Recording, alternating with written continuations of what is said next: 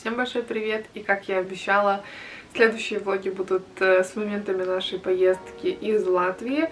Но перед тем, как мы переместимся непосредственно туда, я решила записать такое небольшое видео предысторию о том, как вообще спланировался этот отпуск, как мы решили туда поехать. И так как я говорила в предыдущем видео, что столкнулись с некоторыми трудностями, я решила об этом вам тоже рассказать. Был на самом деле целый ряд всяких событий.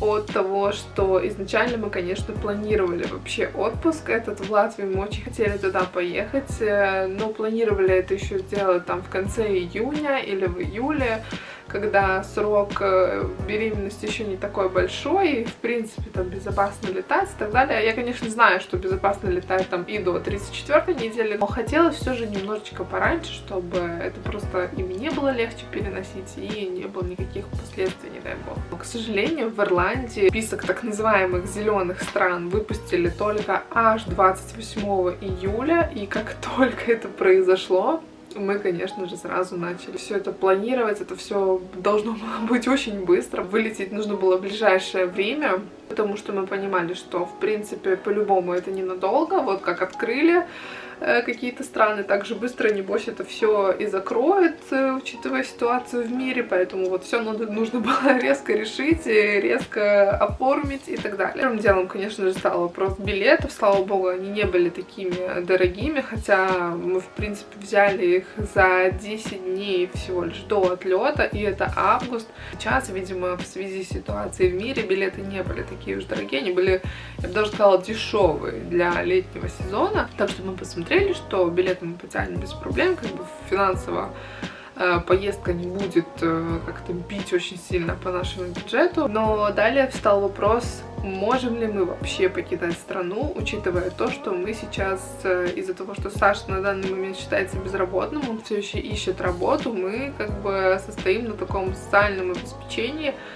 И вот буквально уже когда выпустили зеленый список, здесь просто придумали резко такое правило, что все, кто сидят на каких-либо социальных выплатах, будь то вот пособие по безработице, вообще абсолютно любое пособие, или даже вот так называемый ковид. То есть если до этого все было окей, потом резко правительство решило, что если вы хотите куда-то лететь, то вы лишаетесь всех выплат на тот срок, который вы уезжаете. То есть, допустим, на неделю вы уезжаете, неделю вам никто не будет платить, плюс 2 недели по прилету, так как вы должны эти 2 недели соблюдать карантин. Это касалось только тех стран, по прилету из которых нужно соблюдать тот самый карантин. То есть, если вы прилетели из страны, которая находится в зеленом списке, соответственно, карантин вам не нужен, и там, задерживать выплаты за 2 недели карантина не будут, но все равно не заплатят за то время, пока вы отсутствуете. Что для меня было, конечно, полнейшим абсурдом, потому что это такое резкое правило,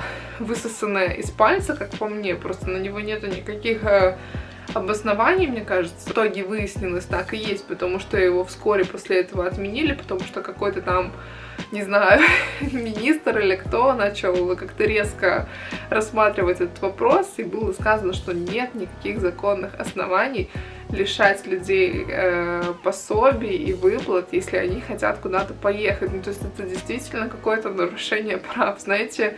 Такое ощущение, что просто они не могли никак запретить путешествовать, потому что, ну, это просто незаконно запретить человеку путешествовать, это свободная страна. Но решили придумать хотя бы что-то, чтобы люди как бы сами задумались, типа, блин, нафиг мне это путешествие, чтобы мне потом еще и не платили, как-то остаться без денег неохота. Грубо говоря, ставили вас перед каким-то вот таким ужасным выбором. Мне кажется, это абсолютно нечестно, потому что я знаю многих людей, которые запланировали свои отпуска еще в январе, феврале, и билеты были куплены тоже в январе, феврале, то есть когда еще все было хорошо, у людей была работа, они просто планировали свой летний отпуск, и лишаться его сейчас, потому что, допустим, они сидят на пособиях не по своей вине, вот потому что такая ситуация в мире, мне кажется, это просто абсолютно нечестно. Это, конечно, не суть. Но почему этот вопрос коснулся нас? Потому что мы тоже находимся на пособиях на данный момент, пока Саша еще не нашел работу. И вот когда мы узнали, что просто пособие лишают, если ты куда-то летишь, уезжаешь или, ну, без разницы, покидаешь страну, то мы, конечно, сразу же решили, что, ну, значит, мы никуда не едем, потому что в нашей ситуации лишаться этого дохода, ну, это просто не вариант. То есть сначала не было зеленого списка, потом придумали, что лишают выплат, потом еще какая-то ерунда. То есть со всех сторон просто все шло против того, чтобы куда-то лететь. И, в принципе, мы уже смирились. И буквально через пару дней после того, как опубликовали уже зеленый список, написали статью и о том, что все-таки отменяют это безумное правило, о том, что не будут платить людям, которые покидают страну. И, то есть, мы сразу пошли к женщине, которая как бы нам это все оформляла, поговорили с ней, спросили, уточнили, точно ли мы можем куда-то лететь и все ли будет хорошо. Она нам сказала, что да, все хорошо, конечно, летите. Но мы как бы объяснили ситуацию, что для нас это реально сейчас последний шанс, потому что я уже была на тот момент на 29-30 неделе, и как бы, ну, мне оставалось не так много времени для путешествий. Я говорю, как бы, вот мы либо летим сейчас, либо мы уже не летим вообще никуда. Вот, она как бы очень мило с нами поговорила, сказала, что, конечно, летите, пожелала нам хорошего отпуска, в общем, отпустила. Так что проблема номер 1 решилась, то есть Латвия в зеленом списке, мы можем лететь, не нужно сидеть в карантин.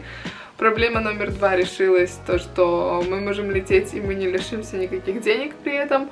Но тут возникла проблема номер 3. Я начала читать правила авиакомпаний, так как до этого мне кто-то уже говорил, что есть такой момент, что если ты летишь уже после 28-й недели беременности, то нужно заполнять такую форму, скачивать онлайн, которую должен подписать твой либо лечащий врач, врач-акушер, медсестра, главная медсестра, в общем, кто-нибудь, кто наблюдает твою беременность, так сказать, допустить тебя к тому самому полету, чтобы убедиться, что ты можешь лететь и ты не родишь в самолете, в общем, как-то так. Но я знала, что у меня беременность протекает абсолютно нормально, то есть у меня просто, я чувствую себя замечательно, то есть я думала, что мне не будет вообще абсолютно никаких проблем, чтобы получить эту роспись, там, то есть бумажка, я, кстати, возможно, вот здесь вот вставлю файлик, чтобы вы просто видели, что там, в принципе, заполнить мои данные, указать, на какой я неделе вылетаю, на какой неделе мой обратный рейс,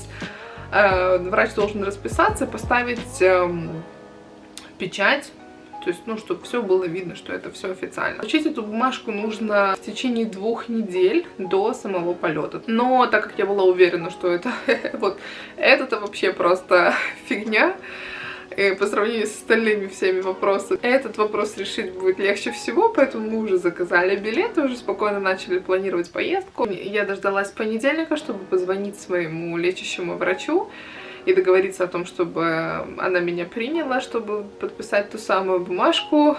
И что вы думаете? Конечно же, по закону подлости, моя врач оказалась в отпуске аж на 2 недели. И выходит она с отпуска как раз-таки 10 августа, это то есть в день, когда нам уже нужно улетать. У нас 10 августа рейс в Латвию. В общем, я начала спрашивать, что же мне делать. Девушка с ресепшена сказала, что я могу поговорить с дежурным врачом. Я дозвонилась до дежурного врача, поговорила с ней, там какая-то такая очень странная, честно говоря, по разговору была девушка, как-то неоднозначно отвечала мне на все вопросы. Когда я сказала, что я хочу лететь, и я беременна, она сначала сказала, что как бы да, в принципе, если ты себя чувствуешь хорошо, то нет никаких проблем, лети. Я говорю, да, мне бы как бы подписать справочку. Тогда только она уточнила, на какой я неделе. Опять же сказала, что как бы в целом все должно быть хорошо, но больше вероятность там отечности, и можно плохо перенести полет, в плане того, что это будет тяжело. Дальше она начала просто меня запугивать тем, что как это так, я собираюсь куда-то лететь, когда такая ситуация в мире, я подвергаю себя огромному риску и так далее. Ведь аэропорт — это такое место. Я ей сказала, что я не считаю, что аэропорт место менее безопасное, чем, допустим, тот же самый шоппинг-центр, который сейчас просто повалили все толпами, как бы огромное количество людей, и взять тот же самый аэропорт, в котором сейчас просто минимальное количество рейсов осталось, соответственно, минимальное количество людей по сравнению с тем, ну, как это обычно происходит, да. Ну, в общем, она сказала, чтобы я просто достала эту бумажку, пришла в поликлинику, и мне как бы все подпишут. На что я сказала, окей. Достала бумажку я только на следующий день смогла ее распечатать. Звоню я обратно в поликлинику, чтобы узнать, могу ли я туда прийти непосредственно подписать ее. И меня направляют уже к другому дежурному врачу, потому что, видимо, они у них каждый день меняются, как бы кто может, тот и заменяет конкретно того врача, который отсутствует. И эта женщина, которая мне попалась уже в этот день, она наотрез отказалась подписывать мне эту форму, начала говорить, что они вообще не могут подписать эту форму. Эту форму обязательно должен подписать именно врач, который ведет мою беременность. Короче, наотрез отказалась, сказала, что они не имеют права ничего подписывать. И вот тут и началась вся моя канитель с этой маленькой, блин, долбанной бумажкой, с которой я вот впоследствии я проносила с ней все вот эти... Мы купили билеты за 10 или 11 дней до отлета, и вот все эти дни я просто как сумасшедшая бегала с этой бумажкой в попытках подписать ее хотя бы где-то. А каждый день звонила в поликлинику, пыталась договориться то с одним врачом, то с другим врачом. Мне постоянно говорили разную информацию. То этот должен ее подписать, то вот этот должен ее подписать, то вообще никто тебе ее не подпишет, потому что сейчас такая ситуация в мире, никто не будет брать на себя такой риск и отпускать тебя куда-то. В общем, это было ужасно. Но, несмотря даже на все это, осталось еще третье дело, которое нужно было решить. Это перенести мои записи к врачам пораньше. Мне уже просто до этого говорили, что не будет особой проблемы. Вдруг, если нужно, как бы можно поменять свою запись. Не совсем без проблем, но я поменяла все-таки свою запись. Конечно, в итоге мне пришлось ехать в другой город, в ту больницу, в которой я буду рожать, потому что, как оказалось, в нашем городе беременных принимают в определенные там дни недели, как бы если я хочу вдруг поменяться там на неделю раньше, в другой день, то тогда только вот welcome в ту другую больницу. На что я согласилась, потому что, во-первых, уже как бы выбора особо нету, ну, во-вторых, как бы не проблема, окей, съездим. В общем, поехали туда. Там была просто толпа народу. Видно, что не успевают просто принимать беременных девочек. За той самой запары я попала не к своему врачу, а к другому врачу, к женщине, которая как бы его помощница или как-то там. Я, в общем, не поняла, кто она. Но, в общем, приняла меня она на УЗИ и осмотр, а не мой врач, который обычно это делает. И посмотрела на УЗИ, что-то ей там не понравилось. Она сказала то, что мой ребенок меньше размеров, чем нужно.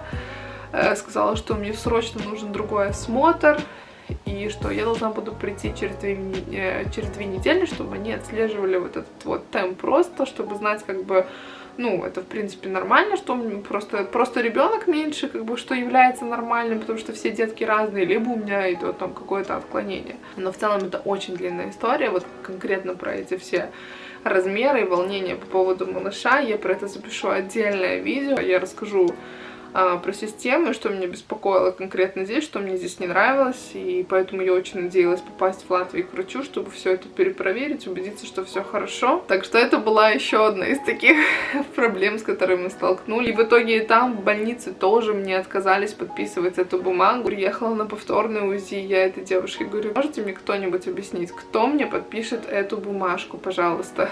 И на что она мне говорит: так тебе в поликлинике ее должны подписать, это может сделать там твой семейный, любой дежурный врач.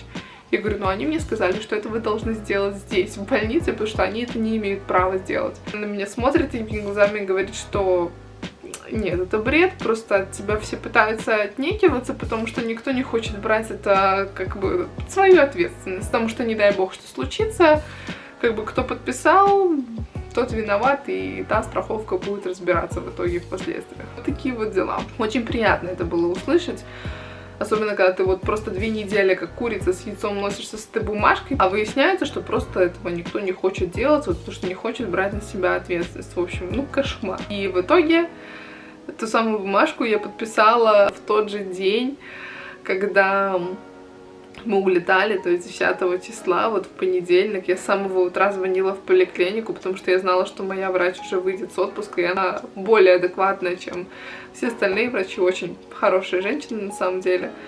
В общем, она сказала, чтобы я бегом к ней, там записала меня, где-то там втиснула в свои окошки потому что сказал, что ей в любом случае нужно убедиться, что со мной все хорошо, там элементарно хотя бы померить давление, там пульс ребеночка тоже проверить и так далее, и что она мне все подпишет тогда. И еще в тот же день мне нужно было бежать в другую поликлинику, чтобы достать себе запись уже после прилета. Короче, в тот самый день отлета мы просто вместо того, чтобы спокойно как-то собираться уже и ехать, мы в итоге мотались просто везде, где можно, чтобы достать бумажку, чтобы записаться к врачам уже по прилету и так далее. В общем, это была целая эпопея. Я планировала записывать, как мы собираемся, как мы едем, там грузимся, чемоданы туда-сюда. То есть, ну, я планировала записывать весь трип с самого начала, но просто не было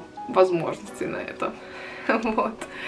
Так что начала я что-то записывать уже только непосредственно в Латвии, но все равно хотелось вам рассказать всю вот эту вот длинную эпопею, которая с нами произошла. Надеюсь, вам было интересно. Это, во всяком случае, такие были приключения для нас. Ну, а теперь давайте перемещаться непосредственно в Латвию, в наш отпуск. Я, конечно, опять же скажу, что я не так-то много снимала, но какие-то моменты все-таки наснимала. И начиная с этого и в следующих парочках влогах будут моменты оттуда. Так что приятного вам просмотра и до встречи в новых видео.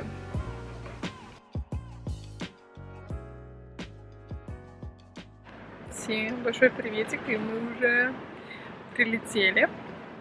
Приземлились, уже даже получили багаж и вышли на улицу. Ой, погода вообще, конечно, в Латвии нереально крутая, очень тепло. Наконец-то можно снять маски. Очень тяжело было в аэропорту, и весь полет надо было сидеть в маске. Фух, просто сейчас не могу надышаться нормально свежим воздухом. И вообще, Сашка довольный побежал в курилку, потому что в Дублине курилки все закрыты. Большинство кафе тоже закрыты, бар, который был на улице, в котором была курилка, тоже закрыт. В общем, такие дела, здесь очень красивая погода.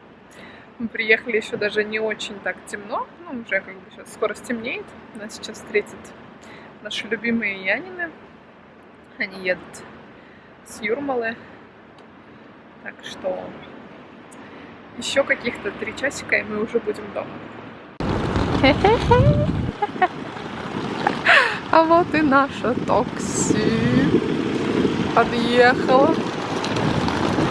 Встречаем Янинс Экспресс.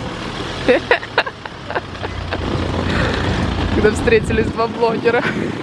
Камера у обеих наготове. О, блогеры! Я говорю, когда встретились 2 блогера, камера наготове, нормально все.